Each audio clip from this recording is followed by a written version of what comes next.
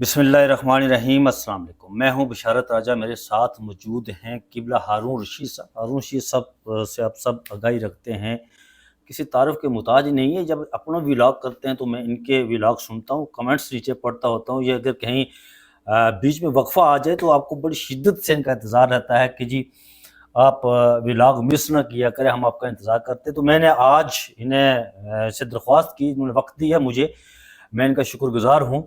इनके सामने हम सवालात रखते हैं, मौजूदा जो सिचुएशन है पाकिस्तान की, करंट सिचुएशन। एक तो जेन ज़ी के हवाले से हम इनसे पूछेंगे कि हिंदुस्तान के अंदर वहाँ पर एक जो पर्चा लीक होता है और काकरोच पार्टी, जनता जो बढ़ाई गई थी, काकरोच जनता पार्टी, उसका जो लीडर था वो अमेरिका के अंदर मौजूद था और वहाँ के जो चीफ जस्टिस है हिंदुस्तान का, उसने फ़कत उन्हें उनकी तस्दीक की थी और काकरोच कहा था। फिर जब वापस आया तो उसने कमाल कर दिखाया। वहाँ पर वज़ीर को मुस्ताफ़ी होना पड़ा, मोदी को घुटने टेकने पड़े। क्या पाकिस्तान की जेनज़ी कहीं जागेगी? एक तो ये इनसे पूछेंगे तारीख़ के तनाज़ुर में, और दूसरा इनके सामने ये रखेंगे कि हलीमा खानम साहिबा मोहतरमा जो है वो खैबर पख्तूनख्वा के अंदर स्टेट मोबिलाइजेशन कर रही है और बड़ा ज़बरदस्त उनका वहाँ पर इस्तकबाल ही हो रहा है। लोग बाहर भी निकल रहे हैं चूँकि वो इमरान खान साहब की बहन हैं और इस हवाले से लोग निकल रहे हैं। और जो मौजूदा खैबर पख्तूनख्वा के चीफ एग्जीक्यूटिव हैं सोहेल अफरीदी साहब, उन्होंने कहा कि 5 अगस्त को हमारा सेमीफाइनल होगा। पता नहीं सेमीफाइनल किसके साथ होगा, ये तो हम हारून रशीद साहब से पूछेंगे। और मौजूदा जो हुकूमत है, ये जो बंदोबस्त है, जो रजीम है, ये रोज़ाना की बुनियादों पर जो ताज़ियाने बरसा रही है आवाम की नंगी पीठ पर, पेट्रोल की मद में रोज़ाना। लोग खामोश हैं। हमारी अपोजिशन क्या कर रही है? महमूद अचकज़ई साहब का है और अल्लामा नासिर अब्बास राजा साहब का है। बहुत शुक्रिया हारून रशीद साहब।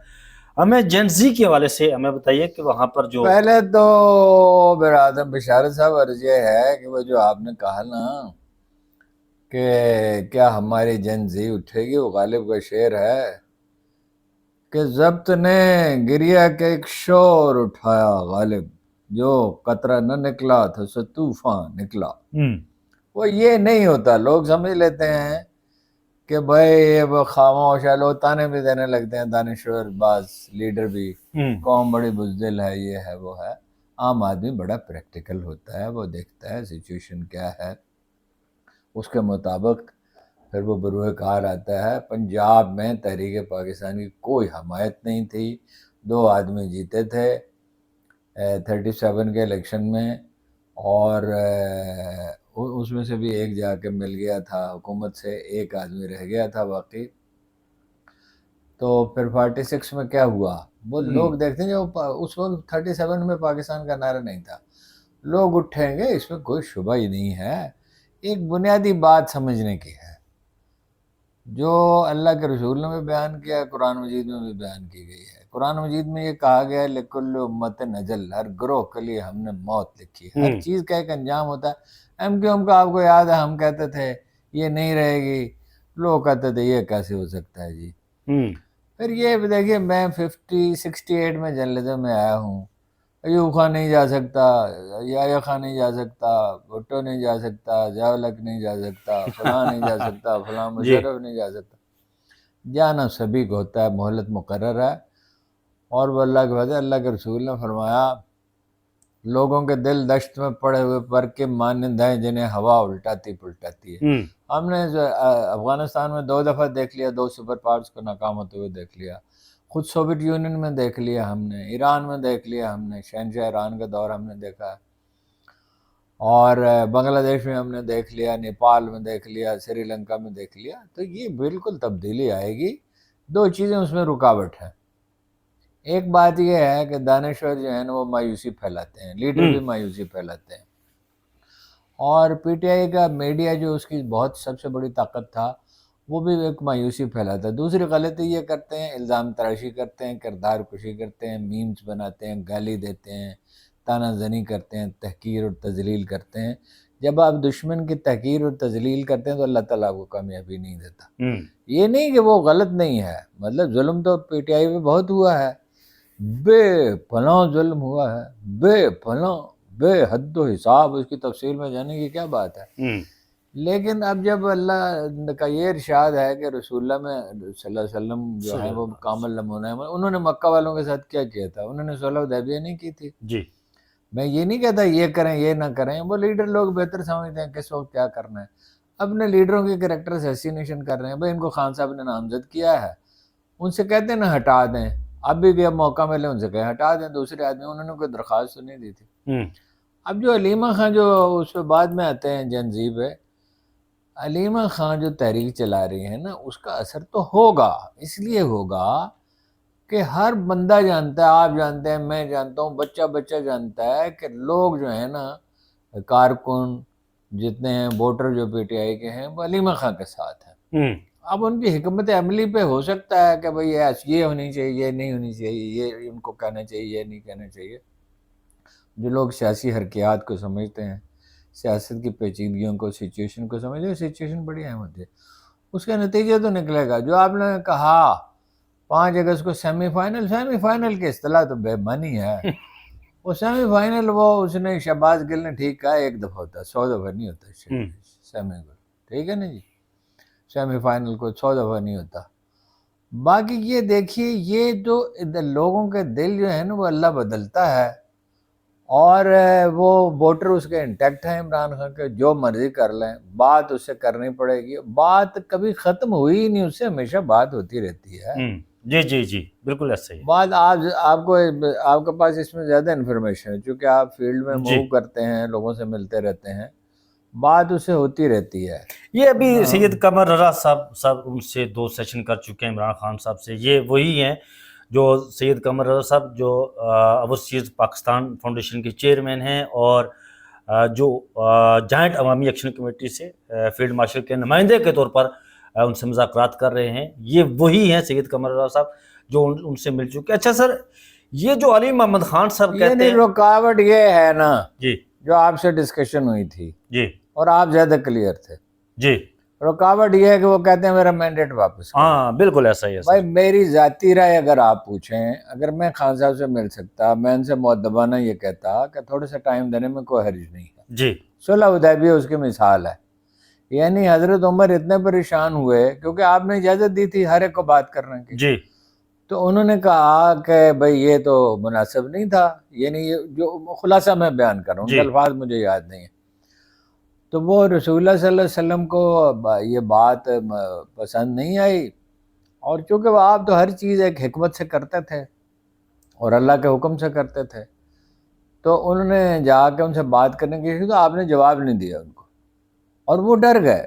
وہ کہ میرا ایمان ہی غارت نہ ہو جائے، اللہ کے رسول اگر ناراض ہو جائیں تو بس باقی کیا بچا. پھر وہ آیت نازل ہوئی ہے جی آپ کو پتہ ہے قرآن مجید کی ایک آیت نازل ہوئی جس میں اس کو فتح مبین کہا گیا، بہت بڑی عظیم کھلی ہوئی فتح. جی میں تو ان سے یہ کہتا کہ بھائی تھوڑی سی مہلت دے دیں، اس میں کوئی حرج نہیں.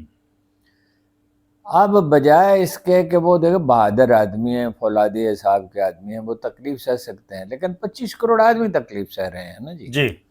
اب آپ کا تعلق کشمیر سے ہے. کشمیر میں کیا ہو رہا ہے؟ بر صغیر کی تاریخ میں کوئی مثال ہی نہیں، مجھے یاد نہیں ہے کہ اتنی بڑی ہڑتال وکلاء نے کی تھی، 2 سال کی ایک ہڑتال. تو وہ ایک مثال ہے. کاروبار بند ہے آزاد کشمیر پچھلے 50 دن وہ سے. جی ایک آدمی تکلیف میں ہے، اشیاء ضرورت نہیں ملتی ہیں، زندگی عذاب ہو جاتی ہے. وہ ہم نے 77 کی تحریک میں دیکھا تھا کہ بعض چیزیں مسئلہ ہو گئی تھی، حالانکہ اس وقت بازار بند نہیں تھے، کسی دن ہوتی تھی ہڑتال، بہت کم ہوتی تھی. تو جس قوم میں عمران خان جیسا لیڈر موجود ہے باہمت، اس کی بہنوں نے اس سے کم بہادری کا مظاہرہ نہیں کیا. اچھا ووٹر اپنی جگہ چھوڑنے کے لیے تیار نہیں، ووٹر نہیں ہٹتا اپنی جگہ سے، لیڈر ہٹ جاتے ہیں جی. تو اب یہ ہو نہیں سکتا کہ کامیابی نہ ہو. ایک یہ مایوسی نہ پھیلائیں اور ایک تانا زنی اور گالی نہ دیں. کامیابی شائستہ لوگوں کے لیے ہے، حکمت کے ساتھ ہے، نرمی کے ساتھ ہے. اللہ کا حکم ہے اپنا سچ بولو اور صبر کرو. اب صبر بزدلی نہیں ہوتا، صبر تو بہادر آدمی کر سکتا ہے. وہ یہ تو اس میں ٹائم نہیں ہے. میں آپ کو لاہور کے بعد واقعات سناتا کہ جو لاہور میں جو ہم لوگ سمجھتے سب سے بہادر لوگ ہیں، تو ہم نے انہیں بہت صبر کرتے دیکھا. نواب نصر اللہ خان کو ہم نے دیکھا ہے کتنے تحمل کا مظاہرہ کرتے تھے. مولانا مودودی کو دیکھا ہے، دولتانوں کو دیکھا ہے، آغا شورش کشمیری تو خیر غصے میں آ جاتے تھے. لیکن اور بہت لوگ، اپنا قصوری صاحب کو دیکھا ہے. قصوری صاحب سے ملنے کے لیے میں گیا جب انہوں نے استعفیٰ دیا تھا. محمود علی قصوری جو سب سے بڑے وکیل سمجھے جاتے تھے اپنے عہد کے، اے کے بروہی کے علاوہ، تو وہ انہوں نے بڑی، میں نے کہا بھٹو صاحب نے یہ کہا ہے. بھٹو صاحب کی تقریر میں سن کے آیا تھا اور میں تقریر کے بیچ میں اٹھ کے چلا گیا. فاطمہ جناح پارک میں جو لارنس گارڈن کا حصہ ہے اس میں وہ ان کا رد عمل لینے کے لیے انہیں اتنے تحمل کے ساتھ بات کی، حالانکہ انہوں نے ان پہ کچھ تھوڑا سا ہلکا سا طنز بھی کیا تھا، ہلکا سے کیا تھا. بات یہ پیشنس کا مظاہرہ کریں. کامیابی شائستگی اور صبر سے ہوتی ہے. بزدلی تو خیر بہت بڑی یعنی کمزوری ہے. بزدل کا تو سفینہ جو ہے وہ آغا شوری کشمیری کہتے تھے کنارے پہ ڈوب جاتا ہے. تو کامیابی یہ نہیں ہے کہ کامیابی نہیں ہوگی بھائی. اللہ تعالیٰ یہ کہتا ہے کہ تمہیں صبر کیسے ہے، تم جانتے جو نہیں ہو. انسان تو صبر نہیں کر سکتا. وہ حضرت موسیٰ نہیں کر سکے تھے. جناب موسیٰ علیہ السلام کے ساتھ جناب موسیٰ علیہ السلام تو اتنے جلیل القدر پیغمبر ہیں کہ رسول اللہ صلی اللہ علیہ وسلم کے علاوہ جو عظیم انبیاء ہیں رسول ان میں ان کا شمار ہے. اللہ نے ان سے بات کی. آج ہی میں نے پڑھا اتفاق سے کہ اللہ تعالیٰ نے ان سے بات کی تو کلیم اللہ انہیں کہا جاتا ہے. ٹھیک ہے. تو وہ انہوں نے کتنا انتظار کیا، کتنی مصیبت، 40 برس. اور کیسی سرکش قوم تھے. قرآن مجید نے کہتا. بات یہ ہے نہیں سمجھ سکتا آدمی. حضرت موسیٰ جو ہے پہلے واقعے پہ بے چین ہوئے، اعتراض کیا، حالانکہ انہوں نے وعدہ بھی کیا تھا. انسانی فطرت ہے نا. اس پہ قوم کو برا بھلا نہیں کہنا چاہیے. انسانی فطرت ہے کہ لوگ بے چین ہوتے ہیں. تو جب یہ آیت پہ غور کریں نا، تمہیں صبر کیسے آیا، تم جانتے جو نہیں ہو، اس کا مطلب ہے بے چین ہونا فطری ہے. وہ انسان کو میں نے لیکن اپنے آپ کو کنٹرول کرنا چاہیے. وہ انسان کو کہا ہی گیا عجلت پسند ہے. عجلت پسند کہا گیا. بات یہ ہے صبر سے کام لیں، یعنی جد و جہد کرتے ہوئے تحمل کا مظاہرہ کریں. یہ نہیں ہے بزدلی اختیار نہ کریں. لیکن مایوسی پھیلانا خطرناک ہے، گالی دینا خطرناک ہے، چاہے دوسرا قصوروار ہی کیوں نہ ہو. گالی سے آپ دراصل یہ میسج دیتے ہیں دوسرے آدمی کو کہ میں تمہیں تباہ کر دوں گا. پھر دو نتیجے نکلتے ہیں. وہ تل جاتا ہے، وہ ہر حربہ استعمال کرتا ہے، اور قدرت پھر اسے مہلت دیتی ہے. یہ خیر ایک پیچیدہ مسئلہ ہے کہ قدرت کیوں مہلت دیتی ہے اور کیسے دیتی ہے. اور ہمیں دیکھنا یہ بھی چاہیے بطور قوم کہ ہماری اخلاقی حالت اتنی بری ہو چکی ہے، صبح اخبار پڑھنا مشکل ہو جاتا ہے، سوشل میڈیا دیکھنا مشکل ہو جاتا ہے. خودکشیاں ہو رہی ہیں اور اتنے ہولناک جرائم ہو رہے ہیں کہ وہ اس کا ذکر کرتے ہوئے بھی شرم آتی ہے. اچھا سر، یہ جو آپ کہہ رہے تھے علیمہ خانم صاحبہ کے حوالے سے اچھا کام کر رہی ہے، یہ علی محمد خان صاحب نے کہا جی کہ موروثیت کی کوئی جگہ نہیں ہے. ٹویٹ کیا انہوں نے، طنز کیا. نہیں تو ان کو نہ پارٹی کا کوئی عہدہ دیا ہے. لو میں پہلی دفعہ آپ کو بتا رہا ہوں، میں نے کسی بھی علاق میں یہ بات نہیں کہی کہ یہ تجویز پیش کی گئی. خان صاحب نے جو میاں والی کی سیٹ پیش کی گئی علیمہ خان کو دے دی جائے، تو انہوں نے کہا پارٹی کے لیے چونکہ میری بہن نے کوئی کام نہیں کیا ہے انہوں نے نہیں دی سیٹ ان کو. ٹھیک ہے. پارٹی کا عہدہ نہیں ہے، ایم پی اے نہیں ہے، ایم این اے نہیں ہے. وہ اپنے بھائی کے لیے وہ اپنا احتجاج بھی نہ کرے. اب اگر اور دوسرا یہ ہے کہ وہ یہ تو نہیں کہہ رہی ہیں نا کہ بھائی تم لوگ جو ہے میری پیروی کرو. اور اگر وہ کہیں بھی تو وہ اس اپنا علی محمد خان نے کیا کیا سر؟ کوئی علی محمد خان صاحب جو ہے نا بہت کمزور آدمی ہیں.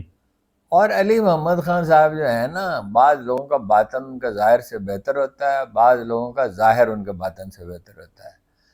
تو وہ علی محمد خان باتوں کے آدمی ہیں، تقریر اچھی کرتے ہیں. لیکن یہ وہ دیکھیں نا، وہ معافی چاہتا ہوں اور ان سے علی محمد خان صاحب سے میں معافی چاہتا ہوں، بڑے ادب کے ساتھ عرض ہے. اگر جناب کسی صحابی رسول سے مدینہ میں آپ پوچھتے کہ مجھے راستہ بتا دیں کسی جگہ کا، کسی بستی کا، تو وہ کبھی نہ کہتا بسم اللہ الرحمن الرحیم اللہم صلی علی محمد وعلی آل محمد وبارک وسلم، راستہ بتانے سے پہلے وہ راستہ بتاتا بس. وہ تو سب سے زیادہ دعائیں پڑھتے تھے. جی یہ جو علی محمد خان صاحب ایک ویک آدمی ہے، وہ اپنا اچھا تاثر بنانے کی کوشش میں لگے رہتے ہیں، اور اس فکرے میں تو بڑی خطرناک اشارہ پوشیدہ ہے جو وہ کہہ رہے ہیں. او بھائی یہ فیصلہ عمران خان نے پہلے کسی بہن کو کوئی عہدہ نہیں دیا، بھانجے کو نہیں دیا، کسی کو کوئی منصب نہیں دیا. خاندان میں جھگڑا کس بات پہ ہوا؟ ان کے جو کزن ان سے ناراض ہو گئے، اس بات اسی پہ ہوا نا کہ بھائی میں نے کہا ٹکٹ نہیں دیا، حالانکہ کمپنسیٹ کرنے کے لیے انہیں تیار تھے، بعد میں کسی اور جگہ پہ دے دیتے. تو یہ اندیشہ پالنے کے بجائے فیصلہ تو خان صاحب نے کرنا ہے. موروثیت یہ ہے کہ انہوں نے پارٹی کی صدر بن گئی. آپ نے ٹویٹ کیا تھا کہ وہ دھمکے گا خمینی کی طرح. نہیں، وہ مطلب اگر اس کو آزادی مل جائے تو وہ، یعنی میرا ذاتی خیال تو یہ ہے کہ کچھ وقفہ کر لینا چاہیے، کوئی حرج نہیں ہے. میری رائے غلط ہو سکتی ہے، میں یہ نہیں کہتا کہ آپ ضرور ایسا کریں، یعنی جو میں سوچتا ہوں میں اپنی رائے جو ہے وہ دے رہا ہوں، جو میں محسوس کرتا ہوں. لیکن اگر اس کو آزادی مل جائے، اور ایک دن تو ملے گی انشاءاللہ، وہ کوئی جو ہے نہ آزمائش ہمیشہ کے لیے ہوتی ہے، نہ مہلت ہمیشہ کے لیے ہوتی ہے. اور کوئی کہتے ہیں کہ جی کوئی اپنا یہ جائیں گے نہیں. اور ہم یہ سنتے سنتے تھک گئے، ایوب خان کے بارے میں، یحییٰ خان کے بارے میں، بھٹو صاحب کے بارے میں، مشرف کے بارے میں، ضیاء الحق کے بارے میں. ہر ایک کی مہلت ہوتی ہے، وہ ختم ہونی ہوتی ہے. مایوسی کی کوئی بات نہیں ہے. بحران بہت گہرا ہے. آپ نے پٹرول کی بات کی، یعنی یہ اس طرح کا فیصلہ ایک سادہ ترین، ایک معمولی سوجھ بوجھ کا آدمی بھی نہیں کر سکتا. یعنی بے یقینی جو ہے یہ بجائے خود بڑی اذیت ناک ہوتی ہے. اتنی بے یقینی کی فضا میں آپ نے اور ایک ایسا کام کر دیا. او بھئی آپ نے بڑھانی ہے، بڑھا دیں، لوگ رو پیٹ کے خاموش ہو جائیں گے. اب تو بڑھانی چاہیے نہیں. یعنی سارا بوجھ عام آدمی پہ آپ ڈال رہے ہیں. 50% تقریباً معیشت کالی ہے، یہ 40%، بعض لوگ کہتے ہیں 50% سے بھی زیادہ ہے. اس کو ڈاکومنٹیشن میں آ کے ہمت نہیں ہے. لاہور شہر پورا جتنا ٹیکس دیتا ہے اتنا کراچی کا ایک محلہ دیتا ہے، یعنی ایک مارکیٹ، ایک بڑی مارکیٹ دیتی. 33% ٹیکس کراچی کے لوگ دیتے ہیں، اور کیا سلوک ان کے ساتھ ہو رہا ہے. اور یہ دیکھنے یہ حکومتیں کیسے چلیں گی؟ آپ مجھے بتائیے. وہ کہہ رہی تھی کہ دنیا کے بہترین جو کیپٹلز ہیں، محترمہ انہوں نے کہا مریم نواز نے، ان کے برابر ہو گیا لاہور. وہ ساری سڑکیں ان کے حق میں بیٹھ گئی ہیں. ان کے حق میں بیٹھی ہے. ہاں جی. تو سندھ میں آپ دیکھ لیں کیا صورتحال ہے. کراچی میں ہر روز اس نے مصطفیٰ صاحب نے مجھے بتایا تھا کہ 14 ٹن، اگر میری میموری ٹھیک ہے، یادداشت اگر درست ہے، 14 ٹن کوڑے کا اضافہ ہو جاتا ہے. نالے صاف نہیں کر سکتے. چھوٹی سی چھوٹی ملازمت رشوت کے بغیر نہیں مل سکتی. یعنی کتنی بڑی گستاخی ہے کہ قائد اعظم کی تصویر ہر جگہ پہ نہیں لگائی جاتی. اب تو خیر تصویروں کی قائد اعظم کو کیا ضرورت ہے. تو وہ اپنا محترمہ کی تصویر لگائی جاتی ہے، ان کے والد کے نام پہ اداروں کے نام لگے جاتے ہیں. بھائی یہ شعبدہ بازی کب تک چلے گی؟ ہر جو جھوٹ ہے، ہر جو شعبدہ بازی ہے، ہر جو فریب کاری ہے، ہر جو جعل سازی ہے، اس کو ایکسپوز ہونا ہوتا ہے. عمران خان صاحب کو جب نکالا گیا تو یہ قوم کو بتایا گیا جی کہ ہم نے ملک کو دیوالیہ ہونے سے بچایا ہے. پیٹرول اس وقت 150 روپے تھا، دانوں کی قیمتیں 150 سے 80 روپے، 180 روپے، اور اس وقت 150 تھا جب پیٹرول کی قیمت اس سے زیادہ تھی جتنی اب. جی اس سے زیادہ تھی آج جتنی ہے. اس وقت آٹا 2200 روپے من تھا، اور غالباً 20 کلو یا 10 کلو تھیلے کا ریٹ 800-900 یا 1000 روپے تھا. آج وہی آٹا 5000 روپے من. گندم کا 6000 بعض جگہ 6000. گندم کا بحران، کسان رل گیا، تباہ ہو گیا، بدحال ہو گیا. گنے کا کاشتکار تباہ ہو گیا، اس وقت پیسے ملتے تھے. آلو کا تو بالکل ہی تباہ ہو گیا. تربوز پھینکنے پڑے. ٹماٹر بھی ایک وقت ہے ضائع ہوئے. اچھا کنوں جو ایکسپورٹ ہوتا تھا وہ افغانستان کی سرحد بند ہے. ایران میں جنگ ہو رہی ہے. سینٹرل ایشیا کا راستہ بند ہو گیا. عمران خان دور میں کرونا تھا بھائی، کرونا. اور کتنا طویل عرصہ تھا، کوئی 2-4 ہفتے تو نہیں تھا. 2 साल وہ रहा। کفایت گھر بھی چل رہے تھے، غریب آدمی کو پناہ گاہ بھی مل گئی تھی، 12,000 روپے بھی ہر خاندان کو ملے جو ضرورت مند تھا، اساس پروگرام، اساس پروگرام 8 لاکھ آدمی نکال دیے، اس میں سے بے نظیر انکم سپورٹ پروگرام میں سے 8 لاکھ سے زیادہ جو غیر مستحق تھے۔ جی اچھا، زر مبادلہ کے ذخائر بھی بڑھ گئے، اور جو ٹیکسٹائل انڈسٹری ہے اس نے اپنا عروج دیکھا ان کے دور میں۔ ابھی صبح میری اپنا ایک دوست سے بات ہوئی، جو ٹیکسٹائل مل ہے ان کی، تو وہ کہہ رہے ہیں ہمیں مزدور نہیں ملتے تھے۔ 11% بڑی انڈسٹری کی شرح ترقی کورونا کے باوجود۔ 4 ملکوں میں سے ایک تھا پاکستان جہاں بہترین حکومت کی پرفارمنس رہی۔ غلطیاں بھی کی، بزدار کو لگایا غلطی کی، محمود خان کو لگایا غلطی کی، خٹک کو لگایا غلطی کی، کیبنٹ میں ایسے لوگ شامل کیے، فیصل وابڈا کو شامل کیا اور لوگوں کو شامل کیا، ٹھیک ہے، لیکن ایز اے ہول ہم دیکھتے ہیں نا، جی یہ مشیر اچھے نہیں تھے ان کے، جی ٹکٹیں ٹھیک نہیں تھیں کبھی بھی پارٹی نے، اور بہت غلطیاں کی، لیکن بحثیت مجموعی دیکھا جاتا ہے نا، ہاں جی، تو بحثیت مجموعی جو ہے، ضرورت کس چیز کی ہے؟ ضرورت ہے مفاہمت کی۔ مفاہمت اصولوں کو قربان کیے بغیر، صلح حدیبیہ، جی اللہ کے رسول اصول تو نہیں قربان کر سکتے تھے نا، جی اس کا تصور ہی نہیں کیا جا سکتا۔ اور ملک میں آزادی ہو، 25 کروڑ آدمی ہیں جو عذاب کی زندگی گزار رہے ہیں۔ آج ایک ٹویٹ پڑا کہ جی سب سے زیادہ مصیبت مڈل کلاس اٹھا رہی ہے۔ مڈل کلاس ٹھیک ہے بہت تکلیف اٹھا رہی ہے، اور جس کی 10,000 روپے آمدن ہے اس کا تو سوچیں تو پنکھا چلا نہیں، نہیں یہ تو سکتا۔ کہہ رہے ہیں کہ 8,460 روپے کمانے والا امیر آدمی ہے، یہ تو بچگانا باتیں ہیں نا جی۔ ہاں امیر۔ اچھا سر، یہ انہوں نے چائنا سے پیسے لیے، انہوں نے سعودی عرب سے پیسے لیے، اب 10 ارب ڈالر مانگ رہے ہیں یہ امریکہ سے۔ اور نہیں مانگنے چاہیے، اس کی قیمت بہت زیادہ ہے، اس کی بجائے جو لوگ ٹیکس نہیں دے رہے، جو دے رہے ہیں ان پہ بوجھ بڑھانا ایف بی آر پر سب سے زیادہ آپ نے لکھا ہے سر، ایف بی آر کے حوالے سے۔ دیکھیں نا، ایف بی آر پہ اس لیے لکھا ہے کہ ایف بی آر میں ٹاپ پہ جو دو آدمی تھے، خاص طور پہ ڈاکٹر شعیب صدر صاحب، بعد میں بھی کچھ لوگ، اور ایک ان سے پہلے چیئرمین تھے، میں ان سے ملتا رہا ہوں، میں نے اس کو سمجھنے کی کوشش کی ہے۔ ایف بی آر میں 22,000 آدمیوں کی ضرورت نہیں ہے، 2-3 ہزار آدمی کافی ہیں، اور اس کو توڑنا چاہیے۔ اس میں یہ ان کو گھر بیٹھ کے اگر آپ تنخواہ دیں اور ٹرینڈ کر کے طریقے سے، ایک رات میں نہیں ہو سکتا، ایک دن میں نہیں ہو سکتا، ایک ہفتے میں نہیں ہو سکتا، ایک مہینے میں بھی نہیں ہو سکتا، ٹرینڈ کر کے 2,000 آدمی، اس میں سے چند 100 آدمی جو ٹھیک ہو، چند 100 ہی ہیں، اس سے زیادہ نہیں ہیں، ان کو ریٹین کریں۔ اور مطلب وہ تو بے شمار واقعات میں آپ کو بتا سکتا ہوں، کوئی آدمی ٹیکس دینا چاہتا ہے اور اسے لیتے نہیں ہیں۔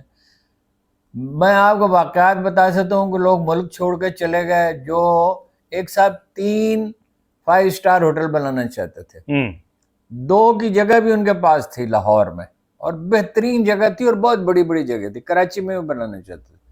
ان کو ایف بی آر والوں نے تنگ کیا، رشوت مانگی، انہوں نے کہا میں نے پورا ٹیکس دیا، یہ حساب ہے، اور عدالت نے ان کے حق میں فیصلہ بھی دیا۔ وہ انہوں نے ایک دن سامان اٹھایا، چلے گئے امریکہ انہوں نے 6 5 اسٹار ہوٹل بنائے ہیں، اور امریکی حکومت نے انہیں ایوارڈ دیا بیسٹ بزنس مین کا۔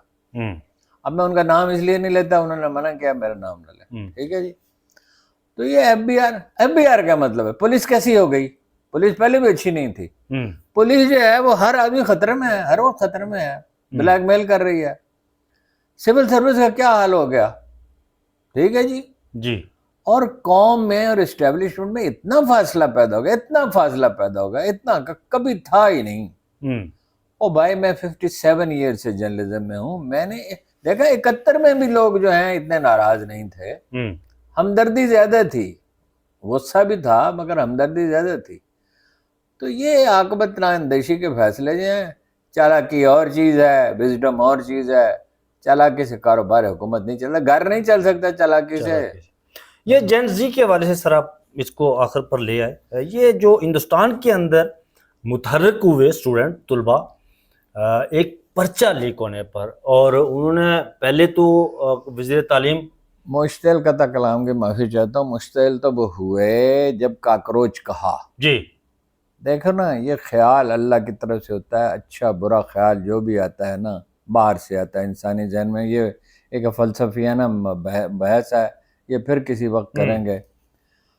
وہ جو اس کے منہ سے یہ فکرہ نکلا اس سے بنیاد پڑ گئی. لیکن دیکھنا انڈیا میں پاکستان میں ایک فرق ہے. حالانکہ پاکستانی معاشرہ اخلاقی طور پہ ساری خرابیوں کے باوجود اب بھی اس سے بہتر ہے. جی 40 بلین ڈالر خیرات کرتے ہیں پاکستانی, 40 بلین ڈالر. اور یہ میں محتاط ترین فگر دے رہا ہوں. پاکستان میں 1 کروڑ سے زیادہ آدمی ہیں جن کے رشتہ دار, پڑوسی, مالدار لوگ کچھ ان جو بھی ہیں وہ ان کو کھانا کھلاتے ہیں. یہاں چھیپا ہے, یہاں عیدی فاؤنڈیشن ہے, یہاں شوکت خانم ہاسپٹل ہے, یہاں ہزاروں فری اسکول ہیں, ہزاروں. یہاں اخوت جیسا حیران کن ادارہ تاریخ میں جس کی مثال نہیں ملتی. الخدمت ہے, تعمیر ملت فاؤنڈیشن آپ کے علاقے میں بھی ہیں ان کے اسکول. جی جی آزاد کشمیر میں ریڈ فاؤنڈیشن ہے, غزالی فاؤنڈیشن ہے. لیکن بھائی کوئی اجتماعی زندگی کا اصول اللہ تعالیٰ نے یہ بیان فرمایا ہے, فرد کے لیے تو معافی ہے, توبہ کر لے تو معافی ہے, کہ قصاص سے زندگی ہے. وَلَكُمْ فِي الْقِصَاصِ حَيَاةٌ يَا أُولِي الْأَلْبَابِ. اے وہ لوگوں جو فہم و فراست رکھتے ہو, تم جانتے ہو اور تم سمجھ لو کہ زندگی قصاص میں ہے. یعنی جتنا جرم اتنی سزا, اور بالکل قانون کے مطابق, طریقے کے مطابق. عدالتیں منہدم کر دیں, ختم کر دیں عدالتیں, آئینی ترامیم کر دیں, استثناء دے دیا, فلاں کو بھی استثناء, فلاں کو بھی استثناء, فلاں وہ کسی کو استثناء کو. وہ ہندوستان کا چیف جسٹس کا اپروچ کہتا ہے تو وہ لوگ اسٹوڈنٹ باہر آتے ہیں, وزیر تعلیم جو کہتا ہے میں استعفیٰ ہی نہیں دیتا. ارے بھائی وہاں دیکھیے نا, ٹھیک ہے وہاں بھی دھاندلی الیکشن میں ہونے لگی ہے جی, لیکن حکومت 12 لوگ کے ووٹوں سے ہی بنتی ہے نا. جی جی جی. تو وہ اپنا